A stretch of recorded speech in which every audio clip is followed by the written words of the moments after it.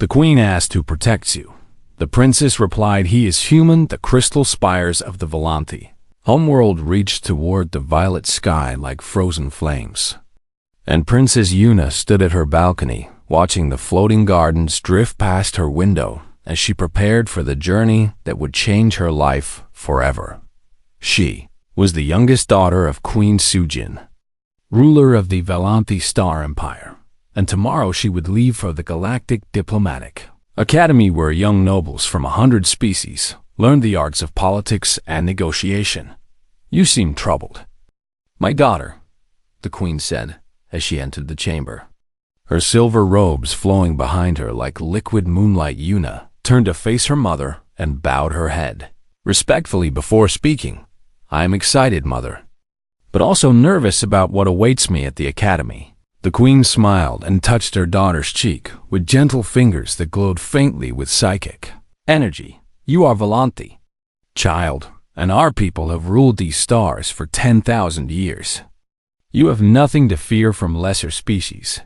But there was something the queen had not yet told her daughter. And Yuna could sense the hesitation in her mother's mind like a shadow behind glass. There is another matter we must discuss, the queen finally said, her voice growing cold. A human will serve as your personal guardian during your time at the academy. Yuna's eyes widened with shock and confusion because humans were considered primitives by most galactic standards. Creatures from a violent death world who lived barely a century and possessed no psychic abilities whatsoever. A human mother? Surely you cannot be serious. The queen's expression hardened as she explained the situation. Your father owed a debt to Earth's government before his death, and the humans have called upon that debt now. They insisted one of their soldiers protect you, and refusing would damage our diplomatic relations. But the court will laugh at me, Yuna protested, feeling her cheeks burn with embarrassment. Let them laugh, the queen replied firmly, because this human will fail within a month, and then we can assign proper Volanti guards to your service. Consider this a temporary inconvenience. The next morning, Yuna stood in the palace courtyard, where her transport shuttle waited. And beside the shuttle stood a figure she had never seen before. He was shorter than a Volanti male, with dark hair and dark eyes and skin the color of warm sand. And he wore simple black armor without decoration or rank insignia. This was Sergeant Do-Hyun Kang of Earth's United Defense Force. He stood perfectly still as Yuna approached, his hands clasped behind his back and his face showing no emotion at all. The Volanti guards nearby whispered and laughed among themselves, making no effort to hide their amusement at the primitive creature who dared stand in the royal courtyard. You are the human? Yuna asked, not bothering to hide the disappointment in her voice. Yes, Your Highness, he replied, his voice calm and steady. I am Sergeant Kang, and I have been assigned to ensure your safety. His eyes met hers for just a moment, and Yuna felt something strange pass through her thoughts. Not psychic contact, because humans were blind to such things, but something else. Something she could not name very well. She said coldly, turning away from him, "Stay out of my way and do not embarrass me." Understood. Your Highness, the journey to the Galactic Diplomatic Academy took 3 days. And during that time, Yuna barely spoke to her human guardian. She noticed, however, that he never seemed to sleep whenever she left her cabin. He was already standing outside her door. And whenever she returned, he was still there, watching the corridor with those dark, steady eyes on the second night of their journey. Yuna woke suddenly from a deep sleep with her heart pounding in her chest. Something was wrong. She could feel it through her psychic senses. A cold presence moving through the ship like poison spreading through water. She rose from her bed and crept toward her door, reaching out with her mind to sense what lurked beyond. But when she opened the door, Do-Hyun was already there. He stood with his back to her, one hand resting on the weapon at his hip, his body positioned between her doorway and the dark corridor ahead. Return to your cabin. Your Highness, he said quietly without turning around. How did you know something was wrong? She whispered, genuinely confused because humans could not sense psychic disturbances. I did not know, he replied, his voice barely above a breath, but I suspected. And suspicion is enough. A moment later, security officers rushed past them, responding to an alert from the cargo bay, where they would find a stowaway assassin hiding among the supply crates. The assassin was captured, and the threat was ended. But Yuna could not forget what she had witnessed. The human had sensed danger before she had. He had positioned himself to protect her before she even knew protection was needed. When they finally arrived at the academy, a massive space station floating in neutral territory between a dozen empires. Yuna looked at her guardian with new eyes. He was still primitive by Volanthi standards, still a creature from a violent death world with a laughably short lifespan. But there was something about him that she had not expected. He was always watching. He was always ready, and for reasons she could not explain. That made her feel safer than all the psychic powers of her ancestors ever had. As they walked through the academy's grand entrance hall, surrounded by young nobles from across the galaxy, Yuna heard the whispers and felt the mocking stares directed at her and her human shadow. But Do-hyun walked beside her with his head held high, ignoring every insult and every laugh as if they did not exist. Why do you not respond to their mockery? She asked him quietly. He glanced at her with those dark, steady eyes and answered simply, words cannot hurt you, Your Highness, but the enemies hiding behind those words might. I am watching for the second kind. And Yuna realized then that perhaps her mother had been wrong. Perhaps this human would not fail after all. The queen asked who protects you. The princess replied he is human. The Galactic Diplomatic Academy was a city floating in the void between stars, home to over 10,000 students from every corner of known space. And Princess Yuna quickly discovered that being Volanthi royalty meant very little within its walls. Here she was just another student, another young noble learning the arts of diplomacy and negotiation. And her primitive human guardian made her an easy target for those who wished to mock her. Worst among them were the Krathanathi, were a predator species, tall and powerful with scaled skin and teeth like curved daggers. And they had conquered a dozen worlds through violence before joining the galactic community. 3 Krathani students had made it their personal mission to torment Yuna whenever they could. Their leader was called Vexer, and he took special pleasure in reminding everyone that the Volanthi princess needed a pet human to protect her. Look at the little princess and her trained animal. Vexer laughed as Yuna walked through the dining hall one morning. Does he do tricks, princess, or does he just follow you around and bark? Yuna felt her face burn with shame and anger, but before she could respond, she noticed something strange. Do-hyun had shifted his position slightly, moving so that he stood directly between her and the Krathani, and though his face remained calm, something in his posture had changed. He looked at Vexer the way a hunter looks at prey. The Krathani's laughter faded, and for a moment, the dining hall fell silent as the 2 predators stared at each other across the empty space between them. Vexer was the first to look away. Come on, the Krathani muttered to his companions. She's not worth our time. As they walked away, Yuna turned to her guardian with confusion written across her face. Why did he back down? She asked quietly. You did nothing but look at him. Do-hyun's expression did not change as he answered. The Krathani are predators, Your Highness, and predators recognize other predators. He saw what I am and decided he did not want to find out what would happen if he pushed further. What you are? Yuna repeated, not understanding. Humans are not prey, Your Highness.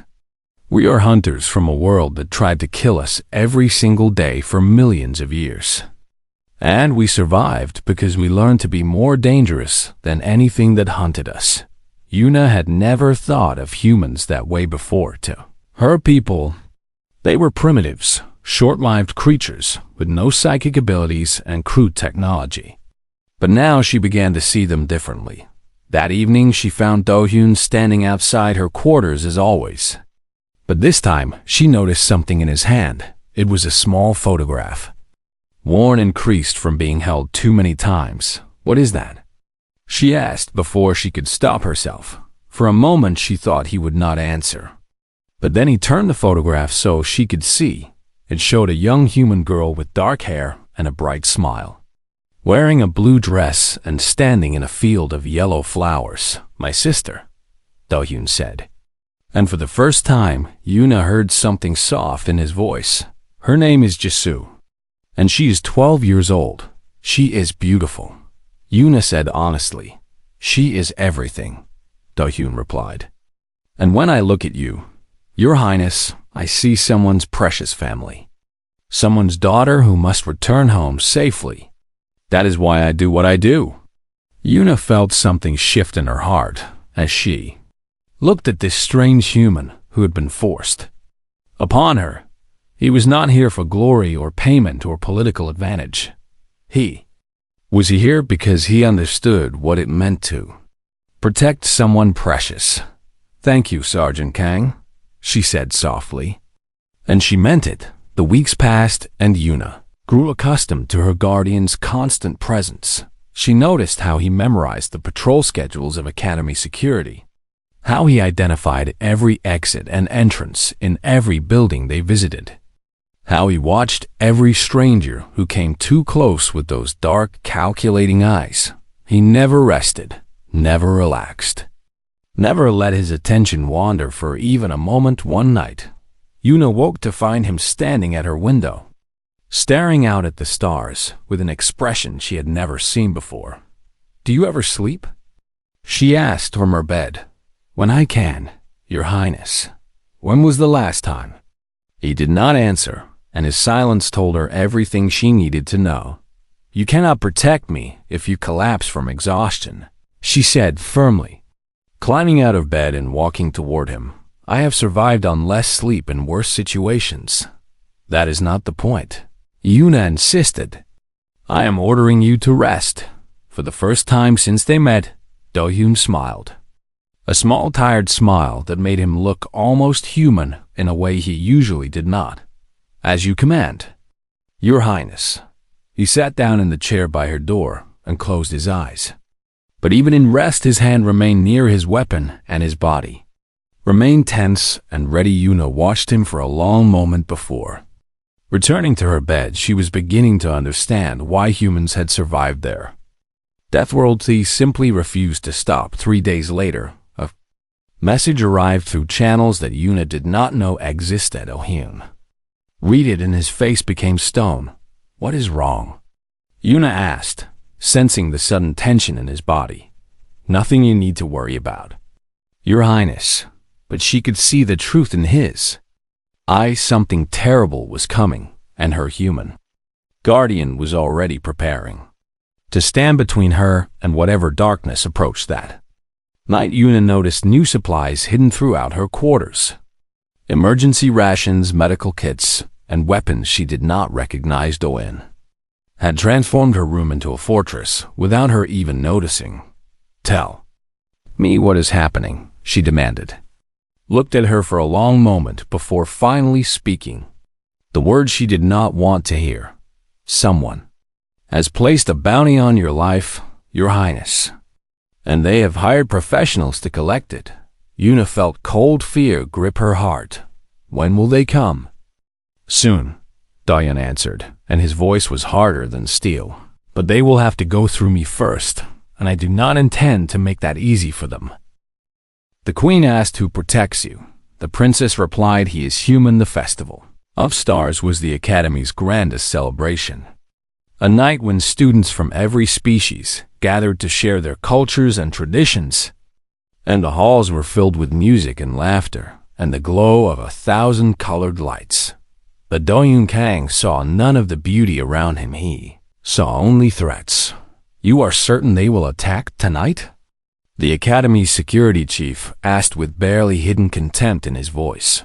"The festival provides perfect cover," Do-hyun explained, keeping his voice calm despite his frustration. Crowded halls, distracted guards, visitors from outside the station. If I were planning an assassination, this is exactly when I would strike. The security chief, a massive creature from a species Do-Yoon did not recognize, laughed and shook his head. I have commanded security forces for 40 years, human, and I will not change my deployment based on the paranoid feelings of a primitive from a backwater world. Then at least increase the guards around Princess Yuna's quarters.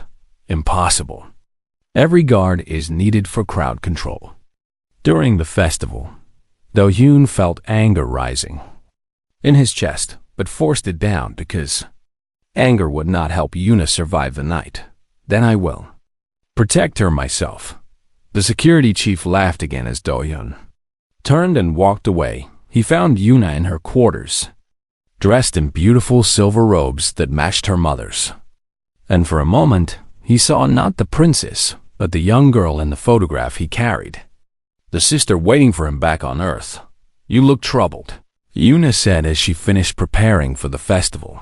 I am always troubled, Your Highness. It is my job. Will you at least try to enjoy the festival? Do-Hyun almost smiled. Perhaps later. They walked together through the crowded halls, surrounded by thousands of beings celebrating under the artificial stars projected across the station's massive dome. Yuna greeted friends and classmates while Do-Hyun watched the shadows. He noticed the first assassin 3 minutes after they entered the main hall. The creature moved wrong, its eyes scanning the crowd not with curiosity, but with purpose. And its hand kept drifting toward the bag slung across its shoulder. Do-Hyun counted 6 more before they reached the center of the hall. Your Highness, he said quietly, leaning close to Yuna's ear. When I say run, you run toward the east corridor. Do not stop, do not look back. Before Yuna could respond, the lights went out. Screams filled the darkness as weapons fired and bodies fell. And Do-Hyun moved with the speed and precision that his instructors had beaten into him during 12 years of brutal training, grabbed Yuna's hand and pulled her through the chaos, his free hand drawing the weapon from his hip and firing at shapes that moved toward them in the dark. A blade slashed toward his face, and he dodged by centimeters. Feeling the wind of its passage against his cheek, he shot the attacker twice and kept moving. This way, he shouted over the screaming crowd, dragging Yuna toward the east corridor. 3 assassins blocked their path. They were professionals, heavily armed and armored, and they looked at the single human standing before them with amusement. Stand aside, Deathworlder, the leader said, and we might let you live. Do-Hyun's answer was a bullet between the assassin's eyes. Other 2 attacked with inhuman speed. But Do-Hyun had fought faster enemies in the training pits of Earth's defense academies. He ducked under a blade and drove his elbow into an exposed throat, then spun and fired 3 shots into the second assassin's chest before the creature could complete its strike. Pain exploded through his side as a 4th attacker he had not seen drove a knife into his ribs. Do-Hyun gasped, but did not fall. He grabbed attacker's wrist and twisted until bone shattered, then slammed his forehead into the creature's face with all the force he could muster. Assassin crumpled, and Do-Hyun kept moving, blood pouring from his wound and staining his black armor darker still. You are hurt, Yuna cried, her voice breaking with fear. Keep moving, Your Highness.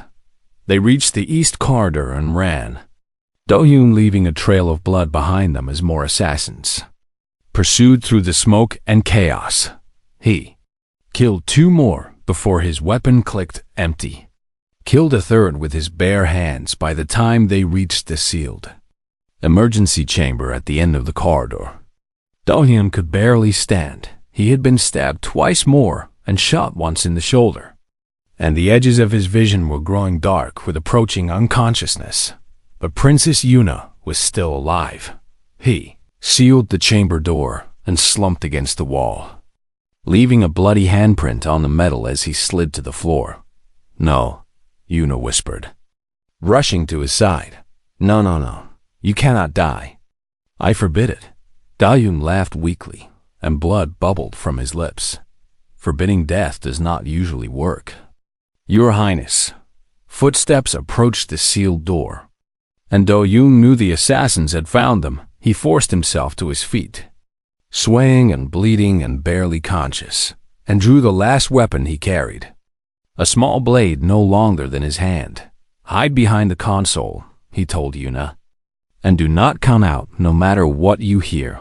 You will die, she cried, tears streaming down her face.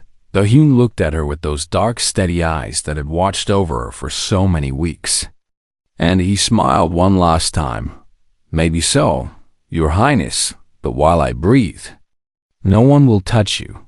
The door exploded inward, and Do Yoon Kang raised his blade to face the darkness alone.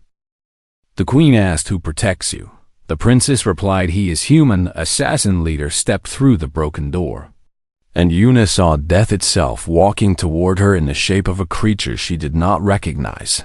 It was tall and thin with gray skin, stretched over visible bones, and its eyes glowed with a cold blue light that held no mercy or hesitation. 4 more assassins followed behind their leader, and they all stared at the bleeding human who stood between them and their target.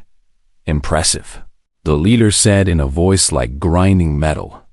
I was told humans were weak and primitive, but you have killed 8 of my soldiers tonight. Do-hyun said nothing, simply raised his blade and shifted his weight onto his back foot, preparing for a final attack he could not possibly survive. Stand aside, the leader continued, and I will give you a quick death.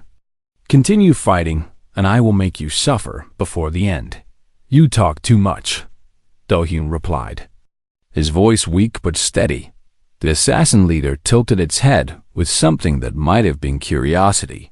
Do you truly believe you can stop us? You are one human, wounded and dying, armed with nothing but a knife. What possible hope do you have? Do-hyun smiled, and his teeth were stained red with blood. You still do not understand, do you? I am not trying to stop you. I'm trying to slow you down. Slow us down for what? Long enough for her to escape, Do-hyun answered. Long enough for help to arrive. Long enough for anything that is not you killing her right now. Every second you waste talking to me is another second she survives. The leader's cold eyes narrowed. Fascinating. You would die for an alien princess who treated you like a servant? I would die for anyone under my protection. Such foolish loyalty. Perhaps, Do-hyun admitted, but it is what makes humans dangerous. We do not fight for logic or survival alone. We fight for each other, and we do not stop until we are dead. Then let us test that claim. The leader attacked with blinding speed, and Do-hyun moved to meet it with everything he had left behind the console. Yuna watched in horror as her guardian fought his final battle. She saw him dodge attacks that should have killed him, strike back with his small blade when any sane creature would have surrendered, take wounds that would have dropped a Volanthi warrior, and keep fighting as if pain meant nothing to him. He was not elegant or graceful, he was brutal and desperate and absolutely relentless. One of the assassins fell with Do-hyun's blade buried in its throat. Another crumpled when he crushed its skull against the wall with his bare hands, but there were too many, and he had lost too much blood. The leader's blade finally found its mark, sliding between Do-hyun's ribs and emerging from his back. Yuna screamed. Do-hyun looked down at the weapon piercing his chest, then looked up at the assassin who had finally killed him, and he smiled with the last of his strength. He grabbed the leader's wrist and pulled the blade deeper into his own body, dragging the assassin close enough to reach his free hand close around the creature's throat. And he squeezed the assassin, thrashed and fought. But Do-hyun would not let go, could not let go, because letting go meant failing the princess who was hiding behind him and crying his name. They fell together, the human and the assassin, locked in a grip that neither could break. Yuna rushed from her hiding place, tears streaming down her face. and she saw Do-yoon lying still on the floor with the dead assassin trapped beneath him. "No," she sobbed, falling to her knees beside him. "No, please, no." She pressed her hands to his wounds even though she knew nothing about human medicine, and she screamed for help with her voice and with her mind, broadcasting her terror across every psychic frequency she could reach. The remaining assassins moved toward her, and she raised her hand, gathering what little combat training she possessed to defend herself. But before they could attack, the chamber filled with light and sound and violence of Volanti soldiers poured through the door, responding to her psychic distress call. And the last assassins died without ever reaching their target. "Your Highness," an officer called, rushing to her side. "Are you hurt?" "Save him," Yuna commanded, pointing to Do-yoon's still form. "I order you to save him." The officer looked at the human's wounds and shook his head. "Your Highness, he is too far gone. Even our best healers cannot." "I did not ask for your opinion," Yuna shouted with fury she did not know she possessed. "He is a hero of the Volanti Empire, and you will save him, or I will have every one of you executed for treason." The officers stared at their princess in shock because they had never seen gentle Yuna speak with such commanding rage, but they obeyed.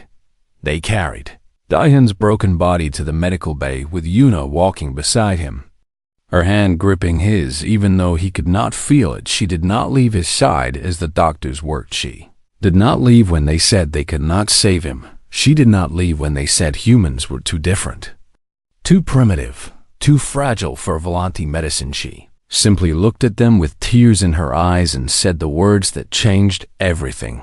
"Find a way, or do not bother returning to your posts." And somehow, through skill and desperation and something that might have been a miracle, they found a way. Do-yoon's heart beat again, his lungs filled with air again, and Yuna finally allowed herself to cry, not from grief, but from relief, when the Queen's ship arrived 3 hours later. Princess Yuna was still sitting beside her guardian's bed, holding his hand and watching the slow rise and fall of his chest. She would not leave him. She would never leave him, after everything he had done to keep her alive. The Queen asked, "Who protects you?" The princess replied, "He is human Queen."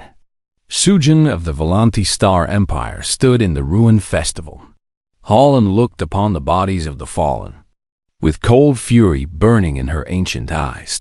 12 assassins lay dead across the station. 23 innocent students and staff had been killed in the attack, and her daughter, her precious youngest daughter, had nearly joined them. "Where is she?" the Queen demanded. "In the medical bay, Your Majesty," an officer answered with a trembling voice. "She refuses to leave." The Queen swept through the corridors with her royal guards following behind her, and every being they passed bowed low or fled from her terrible presence. She had ruled the empire for 300 years. She had seen wars and plagues and the fall of civilizations, but nothing had ever frightened her the way this night had frightened her. She reached the medical bay and found Yuna sitting beside a bed where a broken human lay wrapped in bandages and surrounded by machines that beeped and hummed with desperate effort. "Daughter," the Queen said. Yuna looked up, and the Queen saw something new in her child's eyes, something hard and fierce that had not been there before. The Queen walked to her daughter's side and placed a gentle hand on her shoulder, feeling the tension in Yuna's body slowly release at her touch. "Tell me what happened." Yuna told her everything. She spoke of the weeks leading up to the attack, of how Do-yoon had sensed danger when no one else believed him, of how he had prepared for violence while the security forces laughed at his warnings. She spoke at the festival of the lights going out and the screaming beginning, of how Do-yoon had pulled her through the chaos while blood poured from wounds he refused to acknowledge. She spoke at the final stand in the emergency chamber, of how he had fought assassins with nothing but a knife and his own broken body, of how he had killed the enemy leader with his bare hands, even as a blade pierced his chest. When she finished, The queen stood in silence for a long moment. Then, she asked the question that would echo through the empire for generations to come. When all others failed, when security forces fell and guards fled and chaos consumed everything, who protected you? Yuna rose from her chair and stood tall before her mother. And she spoke with the voice of a princess who had learned what true strength looked like. He is human. The queen looked at the broken creature on the bed, at the monitors tracking his fragile heartbeat, at the scars already forming on his skin where Volanthi. Medicine had performed miracles to keep him alive. She had dismissed humans as primitive. She had laughed at the idea of one protecting her. Daughter, she had been wrong. Leave us, she commanded. And her guards and the medical staff obeyed instantly, alone with her daughter and the sleeping human. The queen knelt beside the bed and studied the face of the man who had saved her. Child, he was not handsome by Volanthi standards. He was scarred and weathered and ordinary in every way she could measure, but he had done what armies could. No, that protected her daughter when no one else would. 3 days later, Do-yoon woke to find himself in an unfamiliar room filled with golden light. He tried to move and pain exploded through his body, and he gasped as memories of the battle came flooding back. Do not try to sit up, a familiar voice said, and he turned his head to see Princess Yuna sitting beside his bed with a book in her lap. Your Highness, he managed to whisper, you are safe? Thanks to you. He closed his eyes and let relief wash over him. Had completed his mission. The princess was alive. My mother wishes to speak with you, Yuna continued, when you are strong enough. She has many questions and many offers to make. Offers? She wishes to reward you, Sergeant Kang. Wealth, titles, citizenship in the Empire. Anything you desire. Do-hyun thought of his sister back on Earth, of the photograph he carried, of the promise he had made when he accepted this assignment. I want nothing, he said quietly. Nothing? I was assigned to protect you, Your Highness. I did my job. That is all. Yuna stared at him for a long moment, and then she laughed. A bright surprise sound that filled the room with unexpected warmth.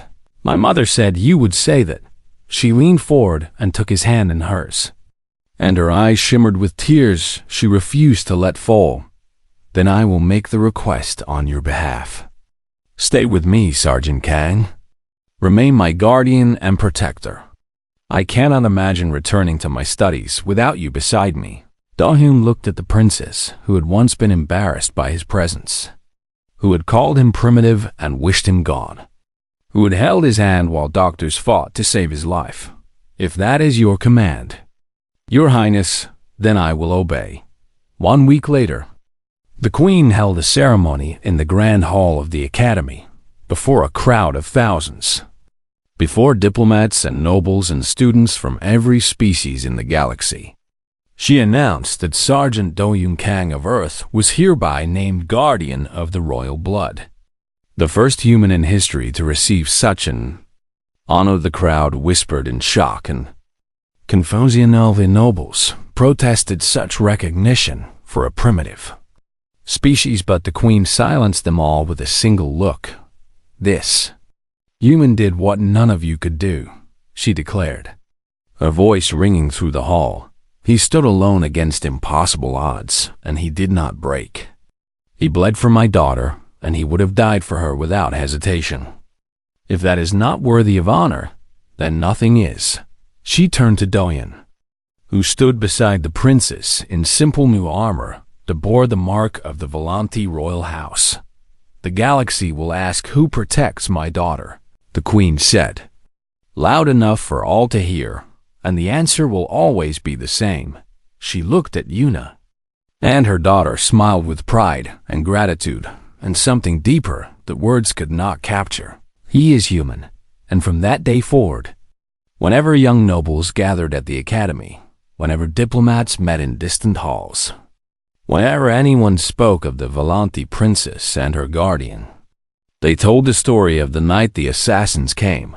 They told of the human who fought like a demon from the death world, that birthed him, they told of loyalty beyond logic and courage beyond measure, and they remembered the answer to the question that would define an empire. He is human.